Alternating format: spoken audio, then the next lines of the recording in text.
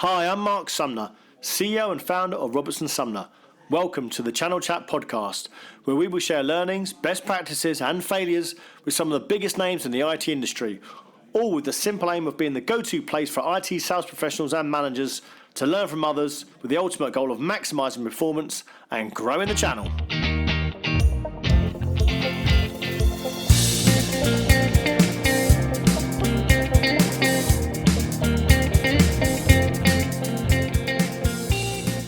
Hello, I'm Marc Sumner, CEO and founder of Robertson Sumner, and I'm here with not only channel legend, but also insight legend, Gill Holloway. So introducing Gill. How are you, Gill? Fantastic. Thank you. Great introduction. Absolutely. I love being a channel legend. So obviously I've met you before, but for the people that don't know you, obviously introduce yourself and tell us about your background. Okay, I will. So I'm Gill Holloway. I am the EMEA Operations Director at Insight. I've been with Insight for 23 years. I'm 49 years old, a mother of 3 children, 1 dog and 1 cat. And wife to husband. And so the 23 years at Insight, Yes. You started off in sales support, if I remember. So give us that journey, how you actually started the company. So actually, slightly before Insight, I was a sales support in IT, first job in IT for Data General. Really got that buzz of the IT industry in the late 80s, right. The champagne times, and loved the idea of the pace and the momentum that the industry was going through. Moved into a purchasing role, moved into a marketing role, and really enjoyed that, getting to understand more parts of an organisation, how an organisation ran and did business. Eventually, I got interviewed for a sales role, and I was told, admin people don't make good salespeople, which to me, being the sort of character I am, absolutely meant that I was going to have to become a salesperson. So actually, I moved into my first IT sales role after a year or so, then ended up in what was at the time Fraser Associates, that got bought by Action, that got bought by Insight, right. And became the Insight that we know today. So have been a long standing direct contributor at Insight, and have moved through the sales management into sales leadership, and in the past 12 months into an operations job. Perfect. So when on your profile you've had 17 years in actual contribution role. So tell me about your experience actually doing the job. Okay, so it became increasingly apparent to me that I wanted to be able to be part of that client journey. Even when things like client experience and client journey weren't terms, I loved that engagement with the client directly. I realised that salespeople in the IT industry weren't hugely well qualified to do anything in particular, and there was an opportunity for me to put myself forward and say, I think I could do that. I learned very quickly that the most important thing was doing a great job. Do what you say. When you say you're going to do it, you have 2 ears and 1 mouth. Use them with a client in that order. Your only job is to make them look good. And once you've created that magic sauce for yourself as to what that actually means for your organisation and what it means for your client base, then the sky's the limit. I did do 200% of my target in my first year, which got me a taste of commission. Wow. And there was going to be no stopping me after that point. And so I had 17 incredibly successful years, being very fortunate to be in an organisation that saw that the magic ingredient was there, and it allowed me to run with my business. And was that all new business, or was it account management, or how did it progress? So the very first job that I was given, so I guess to your listeners it's the first time they might be venturing into sales, I was giving a list of 25 companies, all of whom we had fallen out with. We had made catastrophic mistakes and they were never going to deal with us again. And they said, what we want you to do is try and get an appointment at each one of those companies. I said, okay, fair enough. And I started, created myself a sort of an angle and an opinion and a view.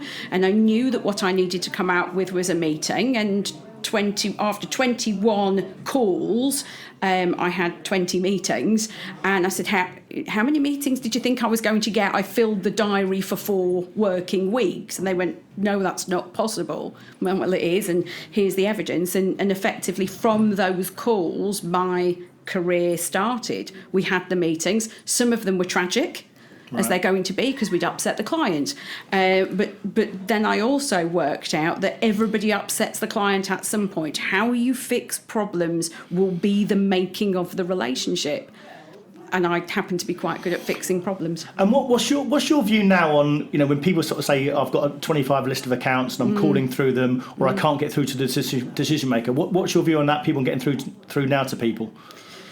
Of course, because we've got so many more ways of getting through to people, perhaps, than we did when I started, you've got to pick your time. You've got to pick your angle. You've got to do your research. You've got to understand why your calling that client is going to make a difference. And you have got to be able to deliver that message and create some level of rapport within less than 30 seconds.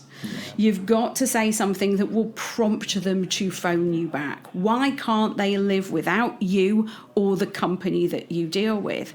And it may take some time. It may take more than the 25 companies that I was giving you. May have to do some self-searching.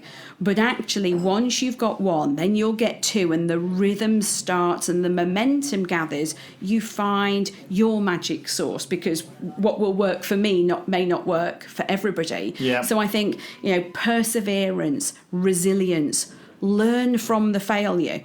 If you keep getting a no, then whether you like it or not, you're doing something wrong, not the customer.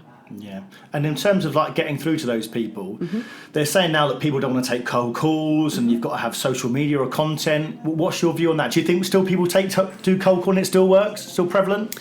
I still manage to pick up the phone to PPI companies on an alarmingly regular basis. So therefore, but again, it's about picking your time. Monday morning, surprisingly, is quite a good time to call because people don't want to face their week. Friday afternoon is quite a good time to call because people are sick of dealing with their week.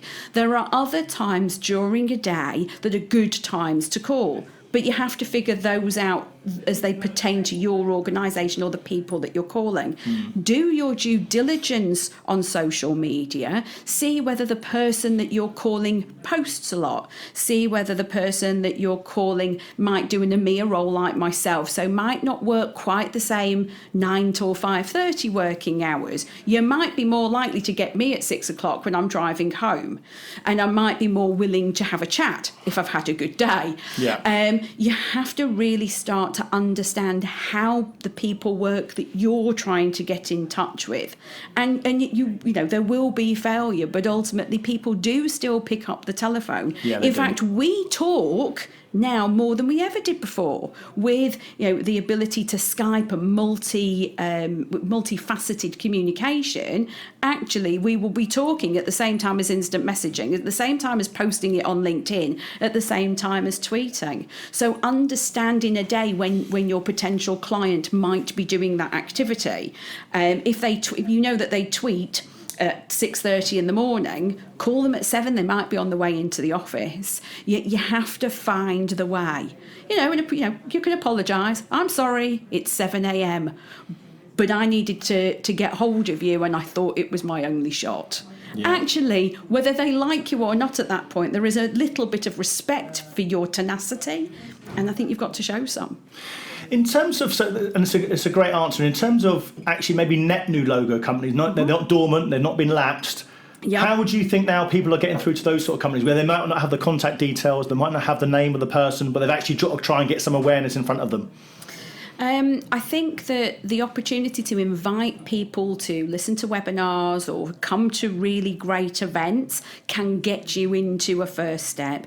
Really well-positioned marketing. So Insight has won recently a lot of marketing awards because it's how you get the right information in front of the client. Knowing who has clicked on it when, how long they may have read something for. Use the knowledge, use that data, the analytics that you can get from the data to your best advantage when you're trying to contact people. People in retail, for example, if you want to try and get hold of people in retail, then you know that you've got to do it at certain times of day because of the way that their business model works. A lot of them are working till 9 o'clock at night. You have to start to emulate how they're working and where their pressure points are. You can get contact details. Nobody can tell me today with the internet that they cannot find a contact in a company. But I have to tell you, I have done on a number of occasions, even recently, some training with some of the sales beginners as to how to get information out of a receptionist. They are still singularly the custodian of the most valuable information in the company. Still trying to get past that gatekeeper though, trying to get decisions. But you need, I have a sort of a 3-name rule. Phone somebody up, act in a naive way, and they will generally give you 3 names. Great. So first year, 200% of target. Obviously, that gave you the confidence that you could do the job. Yes. What about any trials and tribulations or any difficulties throughout those 17 years? Well, as you can imagine, having done 200% of my target in the first year, I thought I was somewhat invincible. And I think that, over the 17-year period, having been very young at the time, I recognise now that that 2 ears and 1 mouth is ever important. I recognise that you have to walk before you run. You can't go into any organisation that young and purport to know everything, because it's a physical impossibility. But what you can do is say, I'm ready to learn everything, and demonstrate that you really are ready to learn everything. And I guess the third, and probably the one that I had been the most guilty of, is do not believe your own hype. Pride comes before a fall, and but as long as you have the resilience, which I think that I've always had, to pick yourself up, really give yourself a good talking to. Now, that self-analysation is difficult, that reflection's hard. I don't like it, but I have to do it. It makes me a better human being, and it makes me better at the job that I do.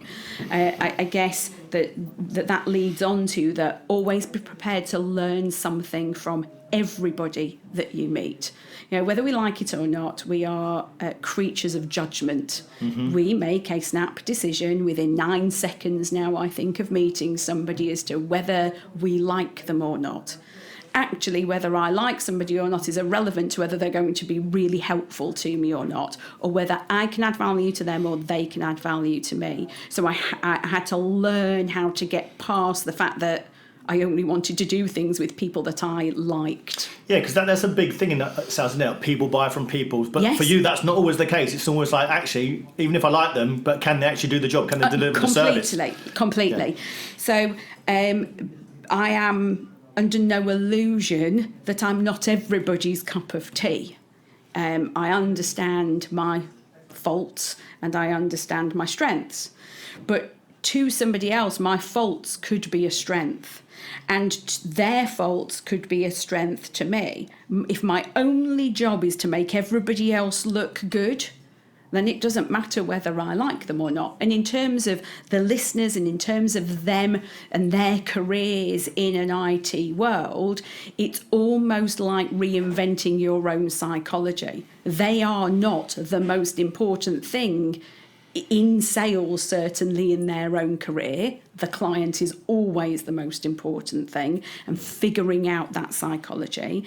And in a technical arena, indeed, as well, the client is the most important thing, because you're delivering a solution for the client.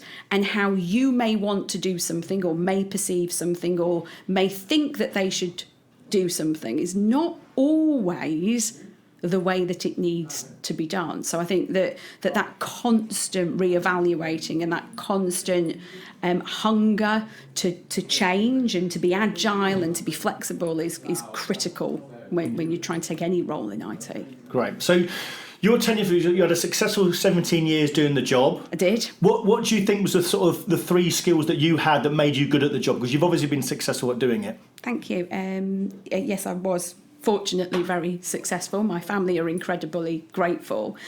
And I do think that there's an element of remain humble, know what's important to you, because it's likely that the client will have the same values. So, in staying humble, you will retain that hunger to do better, keep doing better, more. Make the client look better. What else can you do for them, with them? How do you help their career?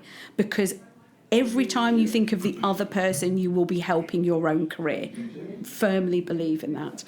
I think the second thing that helped accelerate me through that was do what you say what you do. I said it earlier. I think that people are tempted to overcommit. They probably want to commit what they're saying, but nobody will ever respect you if you constantly overcommit and underdeliver. Career suicide. And I guess, really simple things for me are the things that can often make the biggest difference. So I guess, it's okay if your plan is not the fastest plan on the planet. I could see people around me who were incredibly hungry for progression, but they might stumble over themselves on the way to perfection. I was in no rush. I knew that it was okay to learn, observe, grow, move, manoeuvre, progress organically when the time is right for you, not when the time is right for everybody else. And what would you say, because people ask me that a lot when they say, I'm looking for progression, and I always say to them, what does progression mean to you? Because it could be progression of getting better at the job, but so in those 17 years, how did you feel you were progressing? How was progression for you? So progression could just be as much as I could sell lots of different solutions rather than the one that I might have been particularly good to start with. It might be that I had a different range of clients. So I started with banking clients. I quickly realised that the world of banking, even though I did 200% of target, was not for me. So it was, moving through the being an internal junior salesperson to being a very senior external salesperson. The first time that the boss says, this account is a mess and I need you to help sort it out. Oh, I'm a trusted pair of hands. I can go and sort it out. The hunger of the chase. The chase in sales, that getting the client, warming them up, nurturing them, getting them to listen, getting them to appreciate your opinion, your view, what your business can do, how that can really help them, and winning it. And then when you've won it, how do you keep it hot? So we've got clients in our organisation that I started working on in about 1996, right? And they're still house accounts today. Still buying now from Insight. Still buying now from Insight. Now, that is a phenomenal achievement for any business. And it's not by accident. Years ago, maybe people didn't have a rigorous process around their buying engagements. But enterprise and global clients now, you've really got to be adding value. You've got to be able to demonstrate it. So I think it was always a different day. If I wanted to, and I was, a bit disillusioned with some of the clients or with something that might be happening, the grass isn't always greener on the other side. There is just different grass. So I think that I gave myself balance. And if I wanted to, I could always just pick up the phone and do some cold calling. And that always, I found, kept me fresh, right? Just take yourself back to the beginning and remind yourself how to keep it fresh. Perfect. Now, candidates are coming up to us all the time and asking us how I actually get progression into management. Now, you've done it, and also you did it after a certain period of time. So there's two questions for you. Firstly, after that period of time, what actually prompted you to go into management? And two, how did you get recognised into actually being management potential? Okay, so great questions. I had a little flirtation with management when I was about 30. Right. It was a flirtation that lasted about 90 days. and both parties went, okay, great idea, lots of skill, maybe longer term. Right, okay. That was the run before you can walk. There is a seduction about being moved into a management role, but actually, unless you're prepared to let go of the selfishness of being an individual contributor, of having that ownership of what you put in, you will get out in sales or in commission, you're not ready. And that's a hard thing to get over. So when I got to 40 and I had a bit of another re-evaluation, I just decided I was ready to let go. But interestingly, at that point, I was such a successful individual contributor that everybody else was a little bit more reticent to put me in that frame. But if you're a good person and if you keep saying to people, I really want to do it, I'm really ready to do it. Oh, look at this management course I've put myself on. Look at this online learning I have done. Look at this mentoring that I've been doing in the background of these other people in my organisation. Somebody eventually will go, if we don't do that, we'll miss a trick. And if we don't do it, we'll lose them. And I think that there was a change in senior leadership within the organisation, and somebody said, yes, I think you're ready. If you're ready, we're ready. And then again, in quick succession, there was a change in senior leadership, which meant that there was a director role available, and I jumped in, put myself forward. I'm ready, and said I'm ready. So there's good bits of advice there, because if you're a contributor and you're a big biller and you're knocking on the door saying, yes, I want to be a manager, do you think companies still look at them and just say, actually, let's keep them at arm's length and make sure they actually stay a biller? Because there's some people might say, I've actually got to do some self-development myself. You've said about going on courses or been a management course, or if you're just asking to say, I want to be a manager. Where do you think the line stops? Well, I think particularly if you're in sales, and some of this conversation it has sort of veered that way. If you're in sales, you should be, by your very nature, very proactive. Right? So if you are coming to me and giving me your problem, telling me you want to be a manager is giving me your problem, I'm not that motivated necessarily to help you solve your problem. If you are a great salesperson, you'll figure out what the solution is to the problem. You will start yourself on that journey, and then you will take the result and go, I really want to do this, and this is what I have done in preparation. If there is an opportunity comes up, could you at least tell me so I could be considered? I will apply properly. Don't assume that because you're a big biller that you're going to be automatically considered. It's not that you might not be great, but it's not that you would be great either. Because great salespeople don't necessarily make great managers, just like great operations people don't necessarily make great salespeople. Yeah, great advice, Jill. So you've moved into management. Mm-hmm. What was the hardest thing in the first few months of making the transition? How do you get other people to not judge you as the person that you were and take you seriously as the manager? I wasn't necessarily everybody's favourite person because I was a great individual contributor. So some people are a bit jealous because they perhaps haven't been quite as successful. And I think that I have been incredibly selfish. I could create a Teflon cover around myself and my little team of people on the one book that we had. And that meant that sometimes I didn't need the other people in the sales business. So I had to overcome a paradigm that was they were looking at me going, oh, I don't think we're going to like this. I had to spend a lot of time explaining that I was a product of the job that I was doing, not the person who I am. And I had to recreate my persona to those people whose respect, trust and commitment I needed. I had to make sure that they felt that I was in it with them and that we were going to move forward together. But equally, that I did expect respect, and I did, want better than the best, and I was going to drive people hard. because that's what I expect from myself. I am definitely a lead by example person in either a sales job or a management job or a leadership job. Don't don't ask somebody else to scrub the toilet if you are not prepared to scrub the toilet yourself. Did they put you in a role where you were managing co-workers, or was it a brand new team so they only knew you as the manager? No, it was the people who I had been the co-worker for. Wow. Suddenly I became their manager. Yeah. And ultimately, was it perfect? No, but it wasn't perfect before I started managing it. Was it successful? Oh yes, beyond its wildest dreams.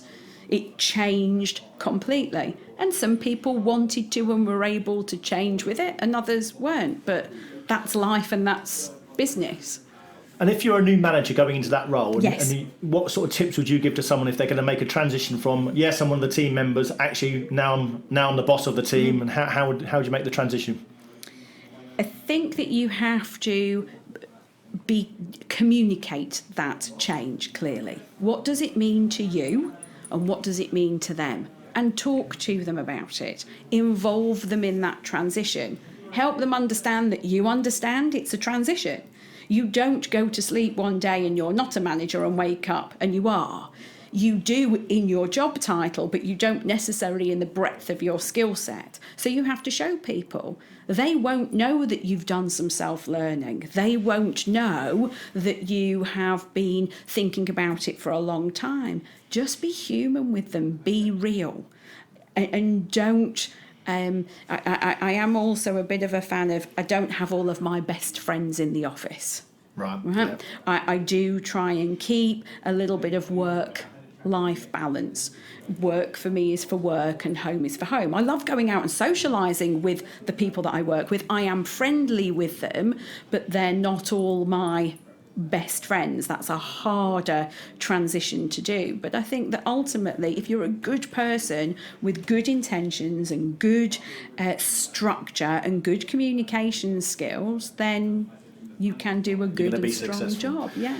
So the next phase was then into a director role? Yes. Is that right? And tell us about that. That's a big jump, manager to actually director role. What was the challenges there? We needed to do a transformation. Right. So okay. there'd been a change at the senior leadership level. I said, I'm ready. I got interviewed by lots of people within the organisation. There's no nepotism in the insight world. And, I went through a thorough and rigorous up to CFO level, global CFO in the US, Glynis Bryan, to prove that I was ready to do the job.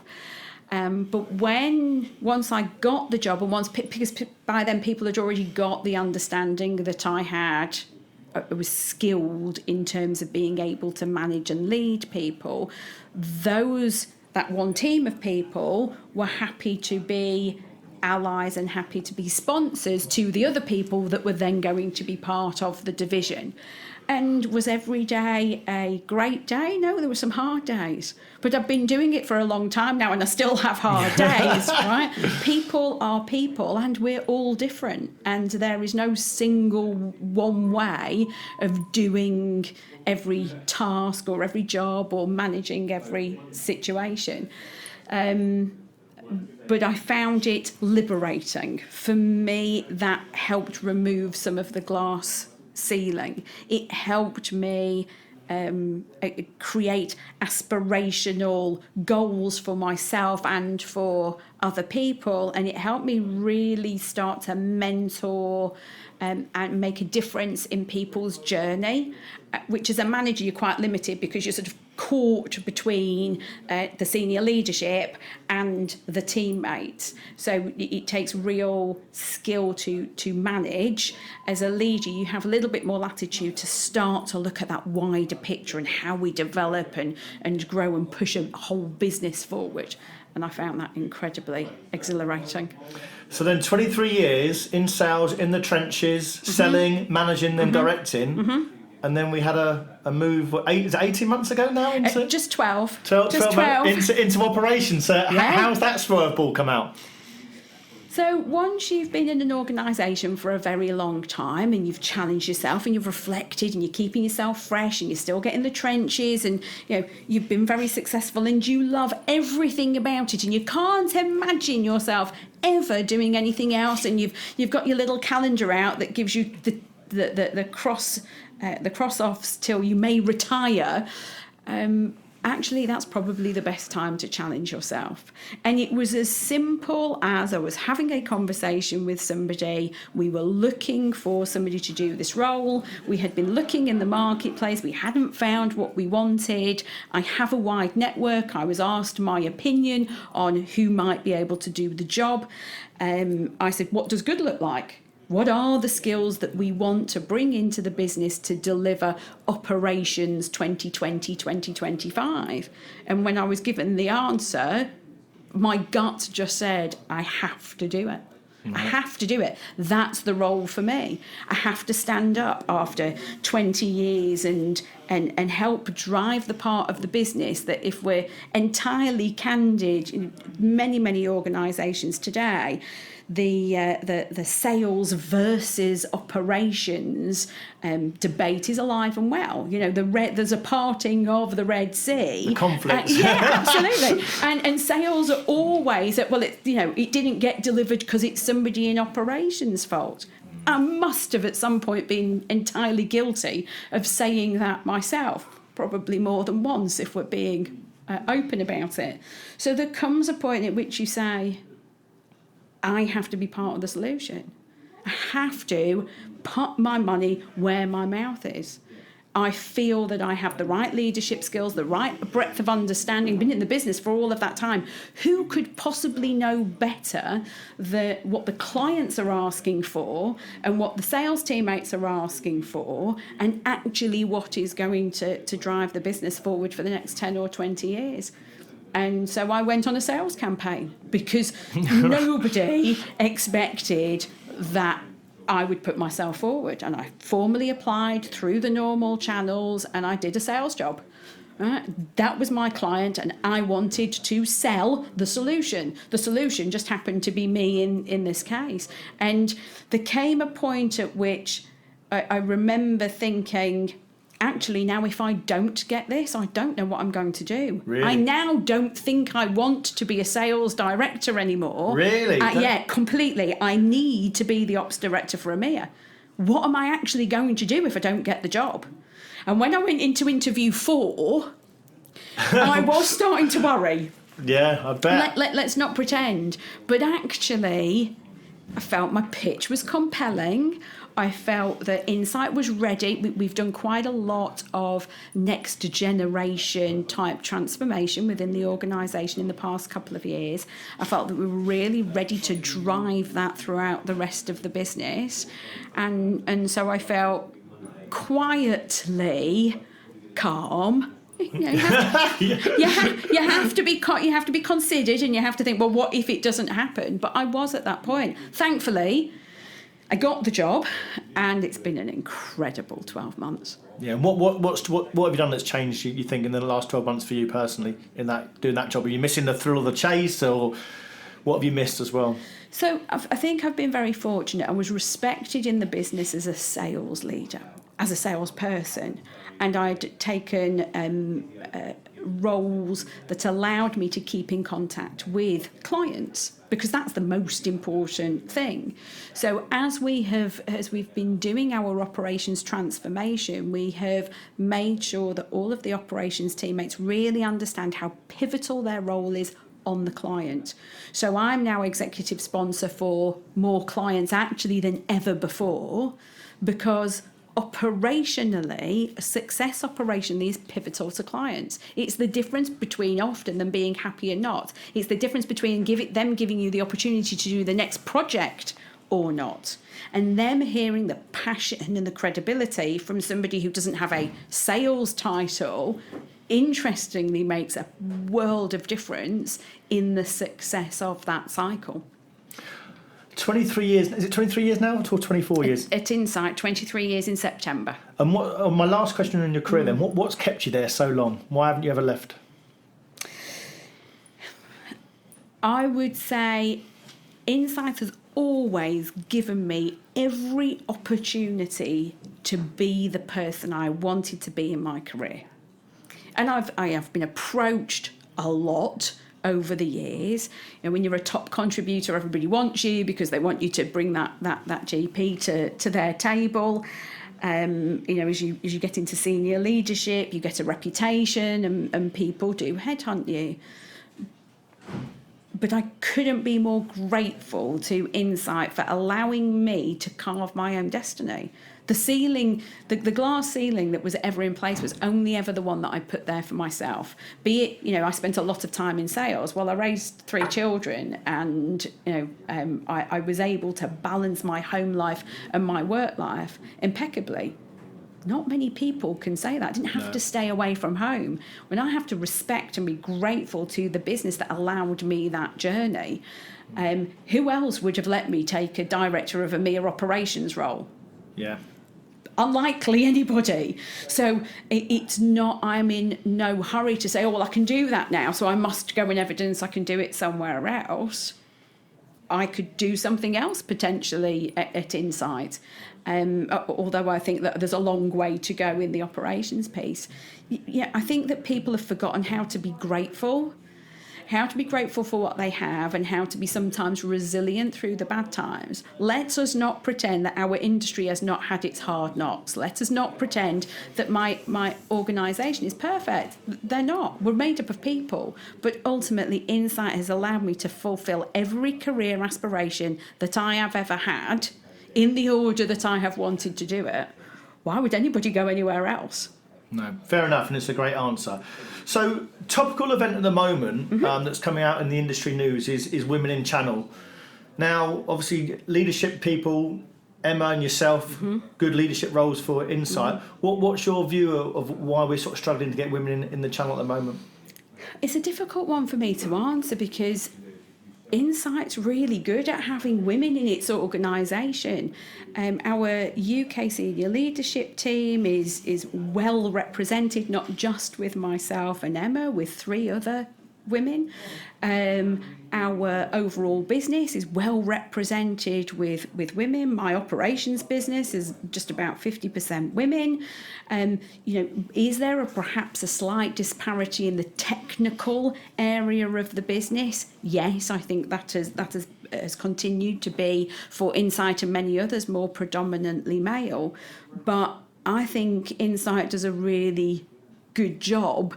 And it's difficult to say. I know others aren't perhaps at the same level of balance. What do you think Insight are doing good about it? Because Emma won the Channel Achievement Award. You're up for 2 nominations this year. I am. What are Insight doing well to get that?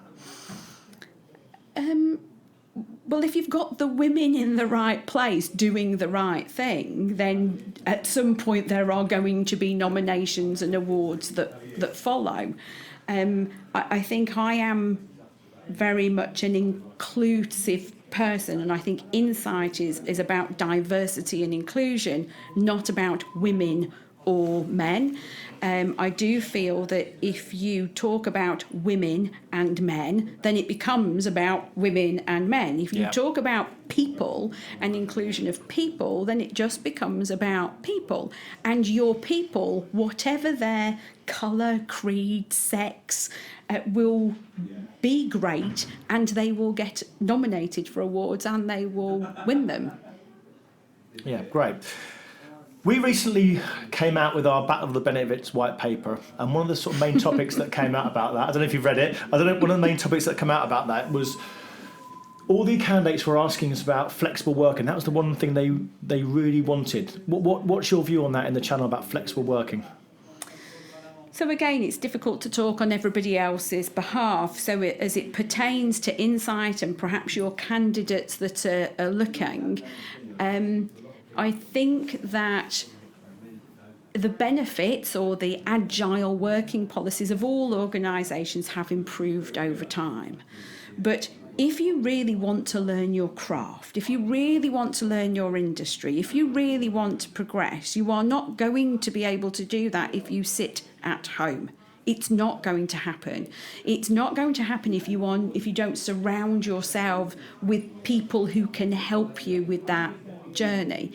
You've got to be incredibly good at networking if you interpret benefits as I don't have to go into an office. Benefits for me covers a much wider span of things than just that. It's about that office environment. Are the company investing in the way that the office environment looks? Have you got different types of zones where you can work and you can be the most productive?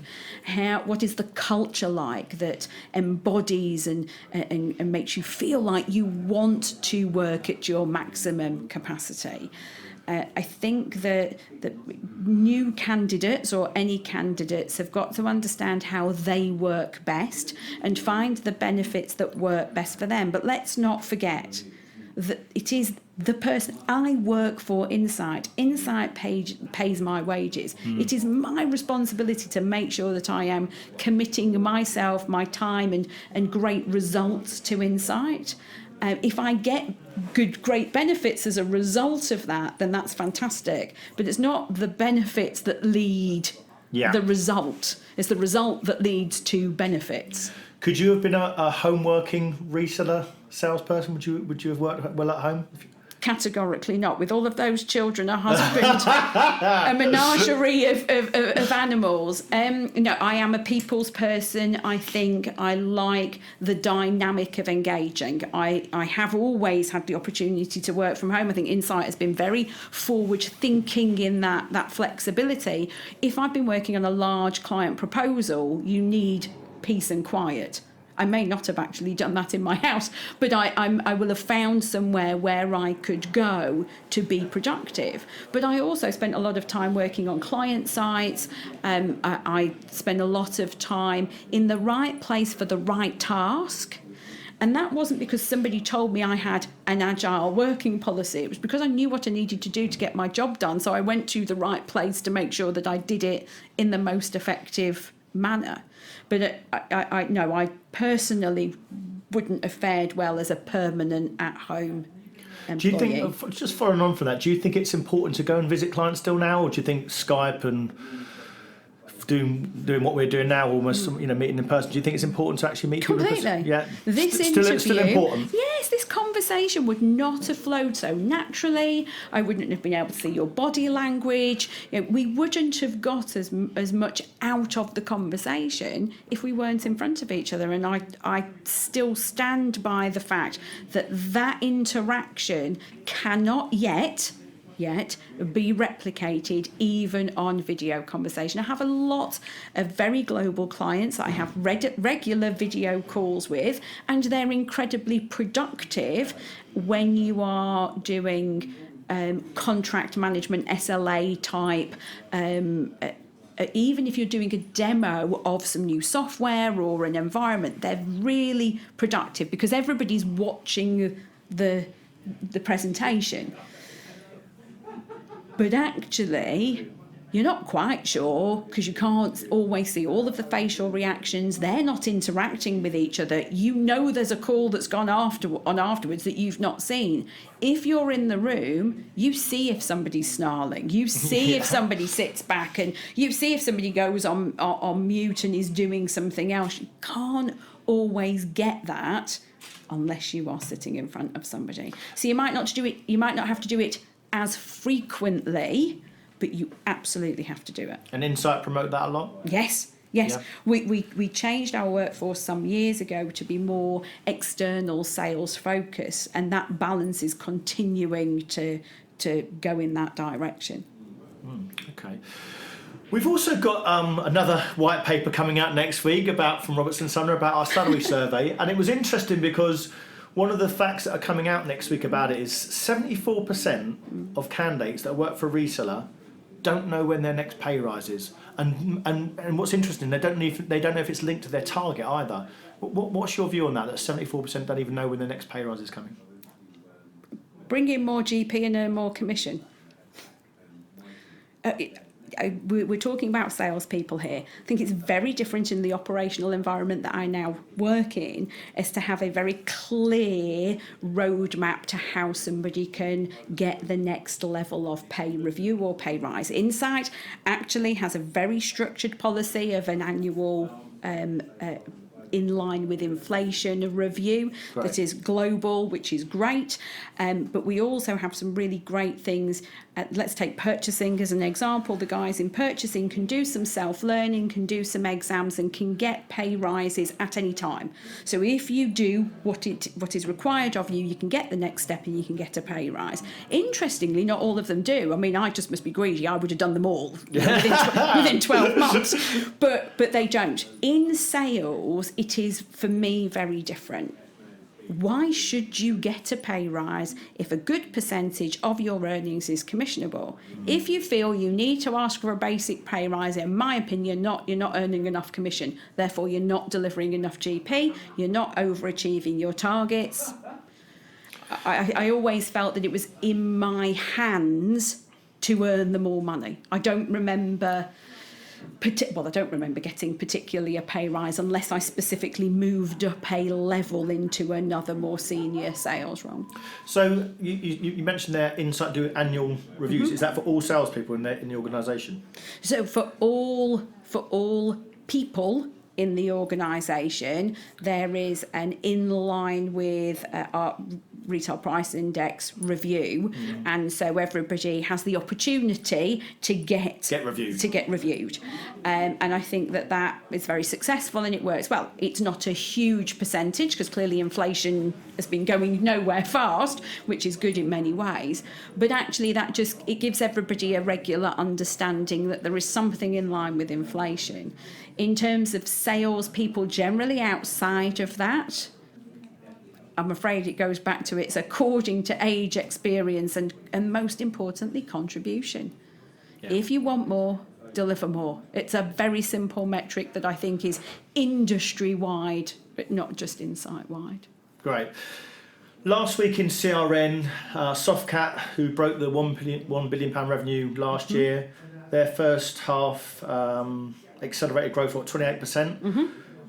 And then Graham will come out and said, he's never seen it so good. What's your view on the market from an insight perspective? So I think actually this is probably the most exciting time in the market since the internet. Really? Yeah. Yes, absolutely, seriously. I'm not sure that I could echo his view of he's never seen it so good. That's his opinion. For me, I've never seen it so exciting. I think that we perhaps got a little ahead of ourselves when the internet exploded and the dot-com boom had a dot-com crash. But what we are now doing is talking about actually transforming businesses. So as an IT company, I could make you perhaps a little more productive historically because I could sell you some more hardware or software. I would dress it up in a services wrap. We would make it work for you. But ultimately, we didn't directly contribute or couldn't articulate how we were contributing to a specific ROI or how we were making your business more innovative or more dynamic. Today we can and today we do. And actually, with the acceleration of artificial intelligence, of augmented reality, of all things digital innovation, the sky is the limit. When we're having conversations with clients now, of course there are some old school conversations about I need 10 of these, but the majority of our conversations are actually how does my company differentiate itself in our marketplace. So we're having to become specialists at many more things, but that's really exciting. Another topic that's come up recently, and I actually went to Expo E in London. They invited me in to be interviewed by some of their sales guys, and it wasn't their trainee sales guys, it was actually their experienced sales guys. So my question to you is, what do you think we're lacking in the industry in terms of actually training our experienced sales team, not the juniors, our experienced sales team, in terms of actually educating them to do more better techniques in the market, or even more up-to-date techniques? Wow, so I hadn't realised that would be a thing. Ultimately, I'm very passionate about training, retraining, and that continuous evolvement. I think that, again, I work in an organisation that has that at the heart of what we do. So I see the programs of change that we're taking our best people through, because Brilliant. we want them to be the best people of the future, not just the best people of today. We're not looking at our legacy reps who have been incredibly successful at hardware and software and going, oh, you can't do solutions. We're making them the most successful people at the solution sales cycle. So again, and I have no doubt Insight is not perfect at everything, but I come from a position of saying in our organisation we have that available, we're completely bought into it, and that is what we're doing. We are also taking those younger salespeople and, whilst training them in the basics, also accelerating that additional knowledge, because we may as well get them up to that level and speed as quickly as possible. Because we sometimes interview candidates, they've been in sales for 10 years, whatever it is. The last 5 years, 6 years, haven't been on one training course, haven't been invested totally at all. Because I think people think, his experience, he knows what he's doing, he's doing a certain amount of GP, let's leave him to it, and it's all training the new guys. And I get that, but it takes me back to my earlier point, which is, so what are they doing about it? Why is it always up to the manager or the company, to the people that lead the change? Right? Take some responsibility yourself. If you want to learn something, ask your manager. If they don't do anything about it, ask their manager. If they don't do anything about it, see if you can find something online yourself. LinkedIn and all of the social media platforms, and the industry has so many courses, quick webinars that you can join or that you can listen to in this podcast type way to learn something that you might just get a nugget from. My best learning time, motorway. Really? Yeah, motorway to Manchester, motorway to Sheffield. So our UK offices are in Uxbridge and Sheffield and Manchester. And when I am hitting that motorway for 3 hours, 4 hours at a time, I will put some learning on. I might do some TED Talks. I might do some program and project learning. So having moved into operations, I realised I knew nothing really about what's called Scrum management, which is about a particular style of project management. So I listened to the training course. Somebody said, this is what you need to listen to. I found it on YouTube, and I listened to it all the way there and all the way back, because it was a long course. But I learned something. Was it all relevant? No. But I think with so much information available at your fingertips, if you don't take responsibility for yourself... Self-development, there's got to be an individual responsibility. It's got to be there. Now, you might ask your manager for some guidance, and you might ask your company to do it, but saying, oh, I haven't had any, just sounds a bit petulant to me. Perfect. So the listeners will want me to ask some sort of quick-fire questions for you. So what would you tell your 21-year-old self if you met them now? What advice would you give them? All of the things I think that I've said already. Don't believe your own hype.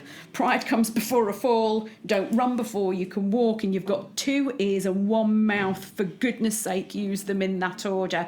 Say what you do and do what you say.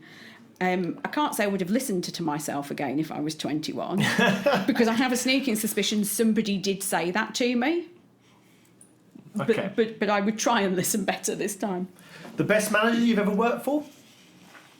Who would you say? Do you know what? I don't think I can answer that question. I always say that no matter how awful somebody might have been, I will have learnt something, even if it's just I don't want to be like that person.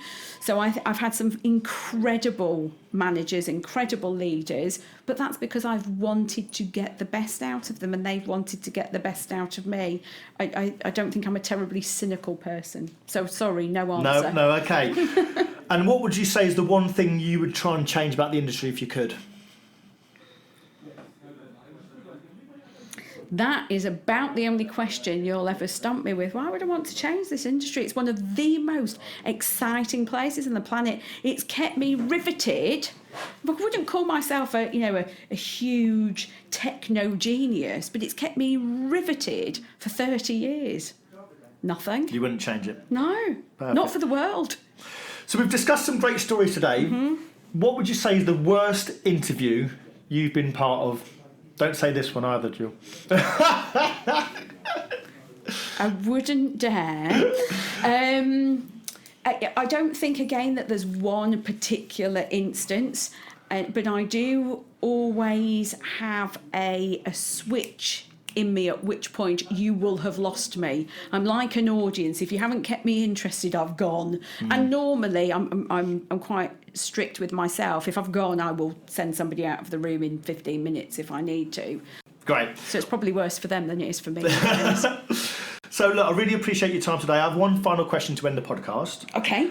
What would be your one piece of advice you'd like to give either a contributor or a manager to make a name for themselves in our industry? I'd say get an opinion. Learn, absorb, be a sponge. Find your magic sauce in whatever role it is. Be keen, be hungry, be diligent. That doesn't mean work all the hours that God sends. It means be smart. Be smart about what you ask. Be smart about how you listen. Be smart about what you do. But keep your promises. Don't let people down. And network as much as you can. I will caveat that with, in my mind, network doesn't mean schmooze. Network means learn lots of different things about the organisation that you're in and find out lots of pieces of information and piece it all together and find your magic sauce and then keep moving forward. Always keep moving forward. You don't have to go from being the janitor to the MD overnight. You might, but it'd be very, very unlikely and reasonably unsuccessful, I expect. Great, Jill. Well, look, we've come to the end of the podcast. You've had some great insights into what makes a successful salesperson, and obviously some new people to go into the channel. If anyone wants to reach out to you directly from what they've heard, they can contact you on LinkedIn, or you happy to do that? Of course, absolutely. Please, I would be delighted. Great. Okay, well, thanks so much for your time. You're welcome. Bye-bye. Thanks for joining us and listening to another episode of our Channel Chat podcast. If you've enjoyed what you've heard and are listening on iTunes, please could you give us a review and subscribe in order to get the newest episodes as soon as they're released. Otherwise, as always, we release an episode every Thursday at midday, so hopefully you can join us then.